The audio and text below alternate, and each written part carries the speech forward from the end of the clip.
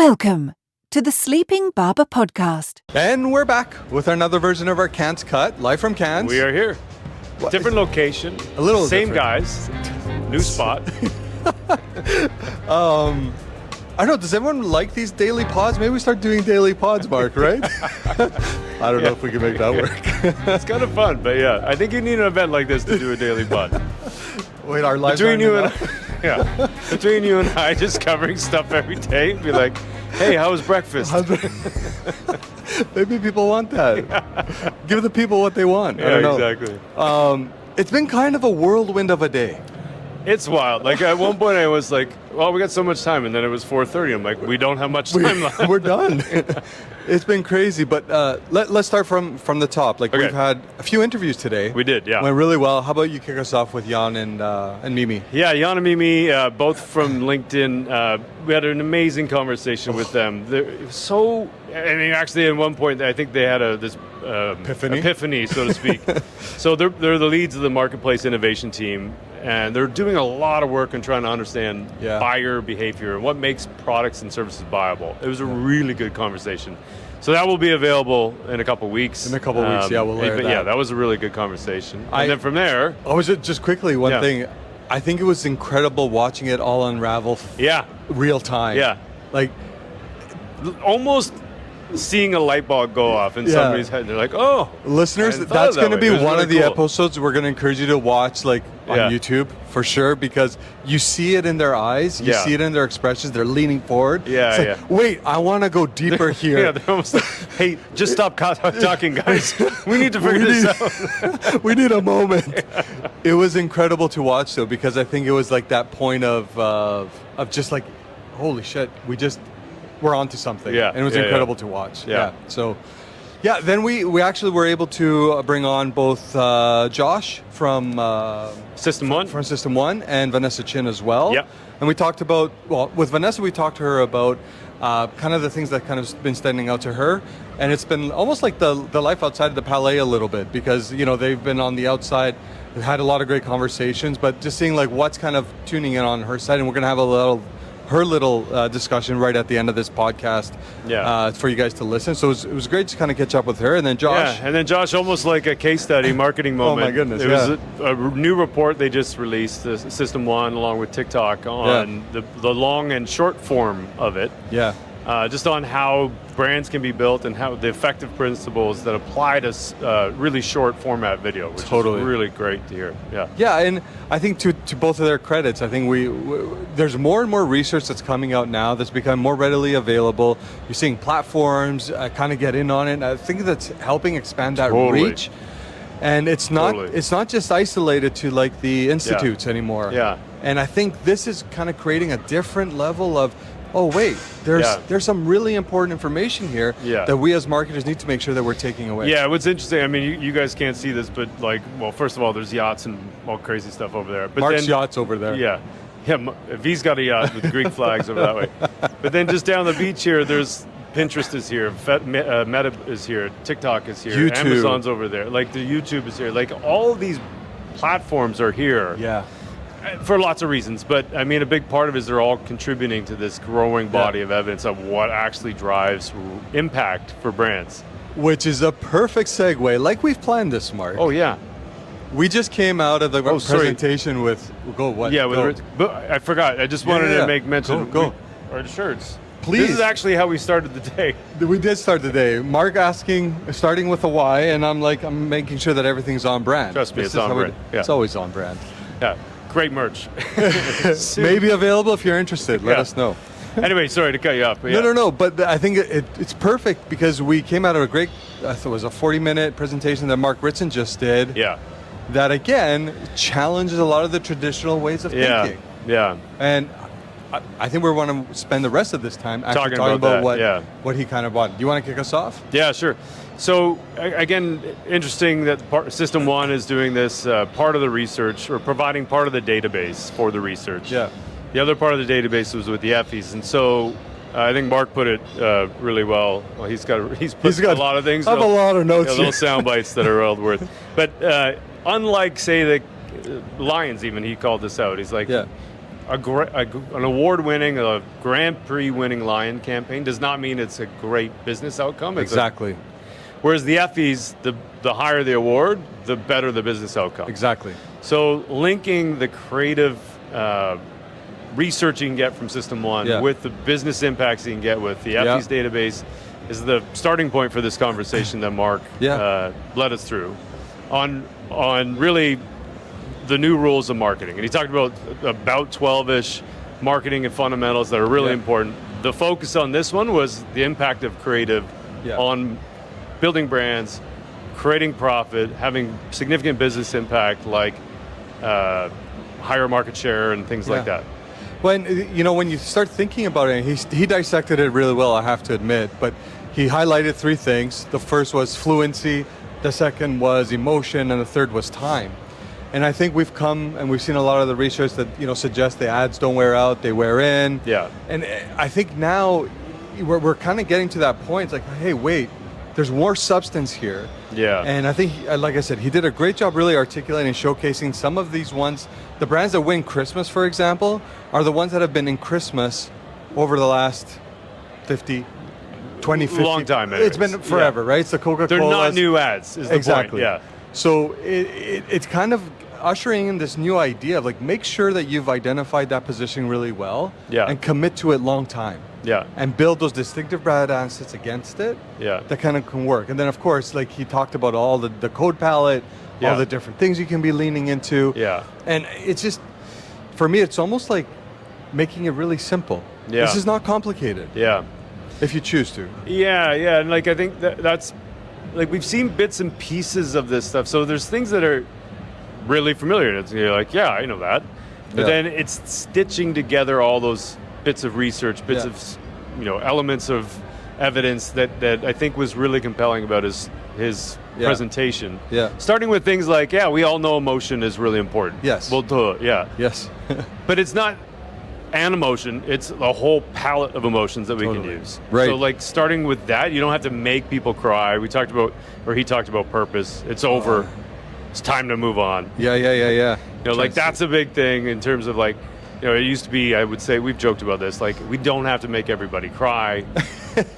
He had this great line about like, open up your fridge, look inside, take a deep breath, and really ask yourself how many of these things purpose matters. Yeah, how many of these things did I buy because of what their purpose, their brand's purpose, and the values of the organization. Nobody cares. Nobody gives a shit. No. Yeah. No, and like I have some of the emotions that he talked about. So it was like startled, anxious, proud, frustrated, revolted, and then of course there's a whole bunch of emotions underneath that. But those were like the bigger categories. And I think it goes back to what you're saying. Like at the end of and we know, for all full transparency, we know Mark Ritson's take on the whole purpose thing. Yeah, he's against it, obviously, right? Yeah.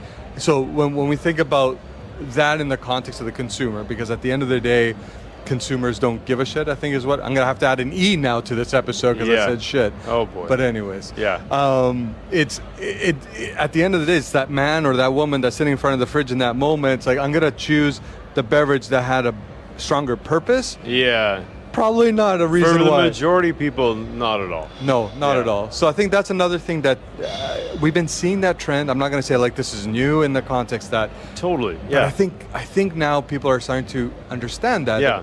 Okay, it's not really around purpose anymore. Anyways, he was really, really pointed on that point. The other soundbite I wrote down from him is you have to own every pixel from beginning to end. So the creative. Yeah. Emotional creative matters. But then that's the reason he talked about brand codes, distinctive brand assets, branding. There's another term that he threw out, fluency. They all mean the same thing, meaning you've got a palette of brand assets. A logo would be one. A jingle, a character. I took a picture colors, of that somewhere. Typeface, things like rituals like the Corona putting a bottle, lime in the bottle, like those Budweiser turning the cap on as a king's crown. Kit Kat, breaking the Kit Kat. Like it's a thing, right? Yeah. That's a good one. Package shapes, the Toblerone bar. I don't know why they're all chocolate. Maybe I'm hungry. I think we're hungry actually. But the triangle. So anyway, those are all the distinctive brand assets. And using a lot of them, way more than you ever thought, from the very beginning all the way through to the very end. It's not just the logo. No. And there's an effectiveness of all of those different distinctive brand assets. And so we think a logo is the way to brand something, but that's only one of the ways, and probably the least effective way to brand something. No, that's a great point. And I just want to circle back quickly on emotion. And while it's very easy to say, let's add emotion to an ad. Yeah. Emotion without fluency isn't enough. Right. Emotion on its own is not enough. Yeah. You need fluency. Yeah. And this is where, again, some of those distinctive brand assets become really important. I think that's the point is, it's not art, it's a commercial purpose. It's a commercial. Yeah. Like literally, Yeah. you're trying to drive a business outcome. And so that's where the brand component, you need to be recognized as your company. No, totally. And there's a couple of great examples that he showed on screen. One was Twix. That was really well. But Kit Kat was a good one. Kit Kat was another great one. But then he did also call out an advertiser straight up. I don't know if Squarespace was in the room. Yeah. The room was full of people, so maybe they hid. But call out Squarespace, this is where you go wrong, because it's not coming down to what he would consider like positioning. Yeah. You don't have a strong positioning to then build some of that legacy. Every commercial, say, that Squarespace does is different. While the commercial itself may be good, you don't know it's Squarespace. Yeah, it was a weird commercial. You kind of get lost in it, and I don't know why it's Square. Like, anyway, it's just weird. Well, I think the only reason why that one kind of lands was because of the actor, Adam Driver. Maybe, yeah. That was in it. That makes it somewhat memorable. Yeah. But again, it scored terribly. It scored terribly in System 1's platform, for the record. But yeah, I thought that was really interesting. Yeah, and then the third element to that was time. And so emotion plus fluency and distinctive brand assets, the codes that you're going to use for your brand to be recognized, multiplies against time. And when you combine those three things and let commercials run, here's another quote. Yeah. Make less ads, run them longer, make more money. Yeah, that's it. Yeah. The trifecta. Like a shit ad is going to be a shit ad forever. It doesn't get better over time. But when you have a good ad, you can run it for a very long period of time, and people don't get bored. It doesn't wear out, and it only will drive more profitability for the organization. No, exactly. And then when we come back to what we were saying earlier, ads don't wear out; they wear in. Yeah. Right. This is like the genesis of this thought. Is now that doesn't mean that you can't add other side quests, if you want to call them, to a main ad to continue to build on that. But if you found a cracker, one that's penetrated, one that's been able to be very easily identifiable by consumers or whatever, the reality is keep going. Like it doesn't, over time, it actually performs better than trying to go in a different route. And I would argue this is somewhat contrarian to our industry. Totally, because we all think we need to make new stuff. Right? Yeah. Stay top of mind. What are we doing this year? Is it going to be different? Is our strategy different? Yeah. Well, if you have a sound positioning, essentially you build your strategy off of that. So it's not different to the consumer. Yeah. You may be trying things differently internally. You're looking at different channels. You're trying to bring it to life through different, because your media mix model says something. But the reality is that ad that you created is probably enough to keep going. Yeah, and in an era where you've talked about this before, I've talked about this before, budgets are shrinking, getting cut all the time. There's a lot of pressure on delivering results. And so also at the same time, there's more and more of our budgets going MarTech, more and more of our budgets going to content. Yeah, that's a great point. And less is to that's a great point. Media. So as a financially sound business practice, invest less in content, double down on the creative, just meaning use your creative for longer. You get for the less money if you have a budget cut. You don't need to spend the money on the content. You can put that into media and get that content out. I was saving this, I think, but I'm going to say it right now. Okay. Because you went down that rabbit hole of the MarTech over-investing in those areas, and now we have less money that goes into media facing. One thing we're not hearing or seeing at all here. Oh, yeah. Personalization. Yeah, or really much of AI even. That's true. That's true. And I think when you take a moment and think about that, it's like AI is a tool that will help accelerate some things on the creative side. Totally. Processes and insights maybe for those that are using on the measurement side. Yes to all that. Yeah. But it's not going to win the day. It's like, how do you best utilize it for yourself and your business? I think makes sense. Yeah. But also, because we're not talking about personalization, goes back to, again, how do you go back to the well? How do you find some of those distinctive brand assets that just speak to the many? There was one slide that he had that talked about the targeting. Oh my goodness, why I can't think about it right now. He was isolating the target. It's not just about isolating a core audience. It's finding that reach that is in your niche potentially. By adding emotion, fluency, and over time, will have a better multiplier effect than it did without it. Yeah. And I think that's the secret sauce, you want to call it that? Could be, yeah. You know what else is interesting about personalization? I'm just trying to think of a study that I've seen that shows it's superior, and clearly superior than anything else. And I just can't think of one. No, like, I'm with you. And I read a lot of these papers. Like I can't think of one that has ever shown that. So it's one of those, like, I know the mediums are saying, you can do it. And like, there's lots of talk around the industry going, we should do mass personalization, customization and all that. One-to-one is the future. And but I haven't seen anything that says it's better. No, that's a good point. It's weird. Like, we somehow all believe that, but I don't know. Well, and let's not forget, when we were saying earlier that, this whole ads we're in, it goes against our entire industry. Right. Think about all these mediums like Meta, like, I'm trying to think another, why I'm struggling right now, even the Googles, et cetera. Sure. They're looking for creative permutations. Yeah. Constant. Yeah. One of the McDonald's had on stage that they had 3,500 different assets for one of their executions.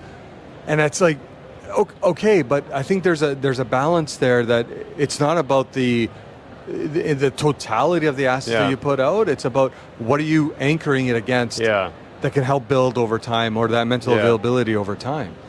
Yeah, and I think maybe that's part of why we haven't heard much about personalization, because the creative idea, I think, is more permanent. Yeah, that's a good point. The formatting and having like 3,500 assets under a single creative idea, like that. Maybe they're like in a global campaign with fair. Dozens of channels and that's like fair. Dozens of activate. Maybe multiple formats. Like maybe that's how you get to. You just need 3,500 assets. That's a good point. For a single campaign. But it's more the consistency and the thin sort of red line, the thread between them all. The red thread. No. Anyways, it was another inspiring day. Totally. I would argue. I think like we got a lot out of it once more. It's the best decision that we've made. Today? I was going to say coming to Con. Coming to Con, Yeah, it was great. So, like we said, we're going to leave you with a couple sound bites from Josh and Vanessa for the end of the episode. And like always, thanks for keeping us in your ears. You guys are great. Awesome. This is awesome, man. Okay. Let's go. Cheers. That wasn't rosé, man. So on today's episode, we're joined by a very special guest, Josh Fruttiger from System 1. Josh, you're the VP of Global Partnerships at System 1. You guys recently published a really cool report. Thank you. You were a big part of, had a massive part of writing, I'm sure, about the long and short form of it. Maybe just as an overview, like just kind of start about the methodology, why you did the research to begin with, and then we can kind of get into some questions. Yeah, I was saying the other day, actually, this is the kind of the paper that I've wanted to write for the last 4 years or so, honestly, and so to be able to do so now, I spent about 4.5 years at TikTok before joining System 1, so to be able to do it with both of those teams and all of the amazing former colleagues there, with all of System 1's thinking, feels like quite a privilege. And essentially what we did is we took years and years of in-market data, so brand lift studies and conversion lift studies, roughly about 350 of them. We then took all of those ads from those campaigns. We tested them with System 1's Test Your Ad Social product, which is essentially our creative testing tool. Right, with real consumers, we get it back within 24 hours. We get all sorts of data on how they're feeling about it, etc., the emotions it's driving, how entertaining it is. And essentially with those two data points, we were able to connect back the in-market effects with what is driving those. What are the creative features and elements that actually result in those outcomes from both, that ultimately drive both the long and the short of it. On top of that, we also did a separate study that was all wrapped up into this research on creative fatigue. It's a perpetual issue that like every advertiser is facing. It's something I brought up all the time when I was at TikTok from clients just across digital. And we essentially built a forced fatigue environment that forced people to basically get shown an ad too many times, right? And we basically did that to analyze all of the effects that then come from that, to understand the dynamics behind creative fatigue, and then ultimately look at what the solutions are to help mitigate that and combat that. Yeah. One of the things that always comes up in conversation, just regular day-to-day conversation, is that TV's great. You can do lots of things on TV. You've got a sort of captive audience. And the problem with a lot of social ads is that you have, the thumb scrollers that you only get a couple seconds and then you're done. And so there's a sense that like TV is somehow superior maybe than social, especially for brand building. Is there anything from the research that you found related to that? Yeah, I think the first thing to note is that they're very different mediums. So TV is a non-skippable ad, right? You watch it to the end. Most social platforms, most short video platforms are skippable in nature. Right. And so that does sort of amplify all of the key principles of advertising that apply to TV. So if you think about the best advertising historically when TV was in its heyday, all of those ads entertained, right? People are being forced to watch, but they might be going to get a drink and stop. Yeah. And so advertisers still understood that they needed to earn that attention to really succeed and entertain their audience and put on a show. And when you go to skippable environments, that is just amplified.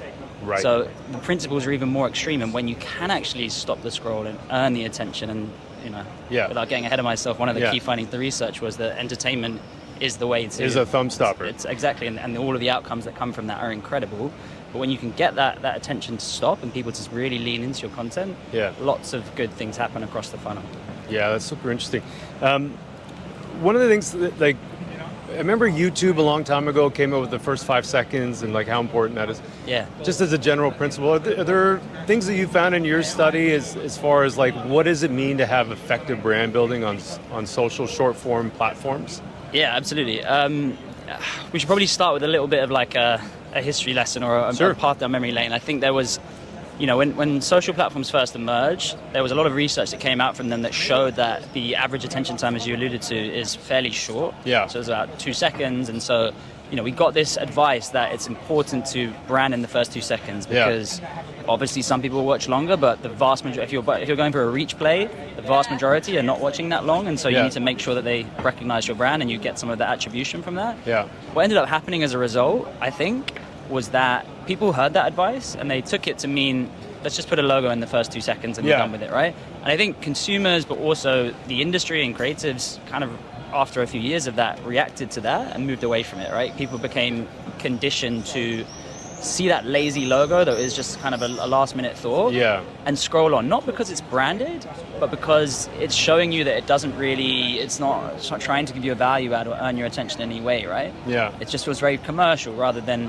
something interesting from a brand. Right. And so that's a thing that I think the industry has been grappling with for a while.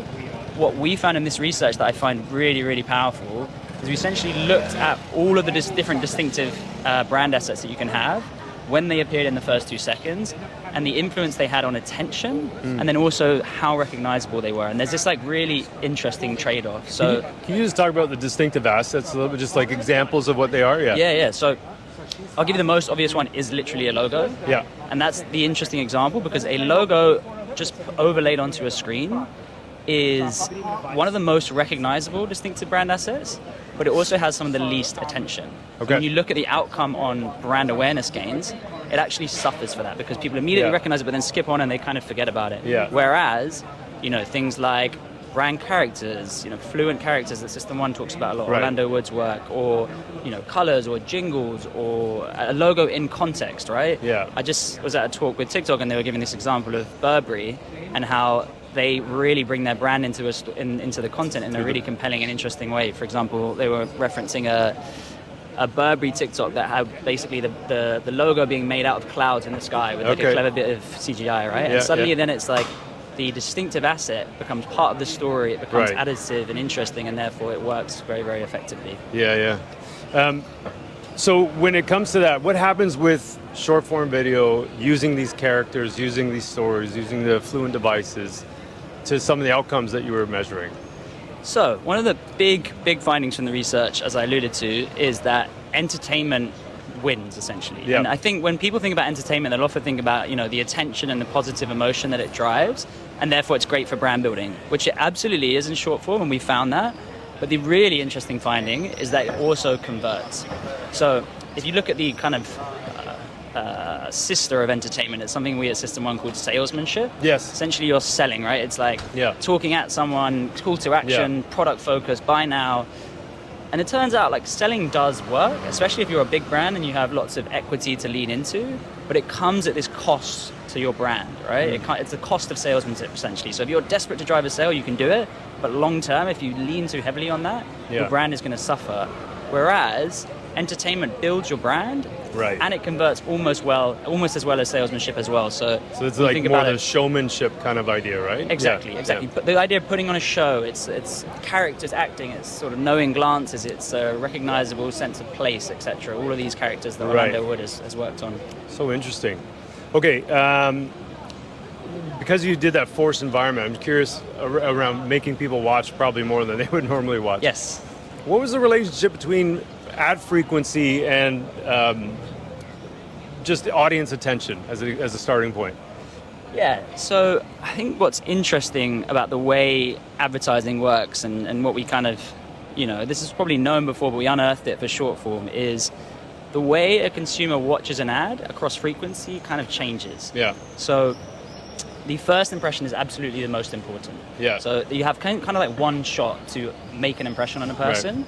And then you will never recover from that, or kind of, frequency can't turn a bad ad into a good ad, essentially. Okay, yeah, that was good. The inverse of that is, when an ad is really good, across frequency, it holds its effectiveness. Oh. And so the way to combat creative fatigue is to create an entertaining ad, and then as people see it, it kind of holds it. And what you see across as frequency increases, you really see this delta emerge between the kind of least entertaining ads that just remain flat and don't really drive any effect, and those more effective, entertaining ads that kind of compound over time. So something that people always say, like I've been guilty of this too, is like we need to refresh the creative, because it's getting stale and all that.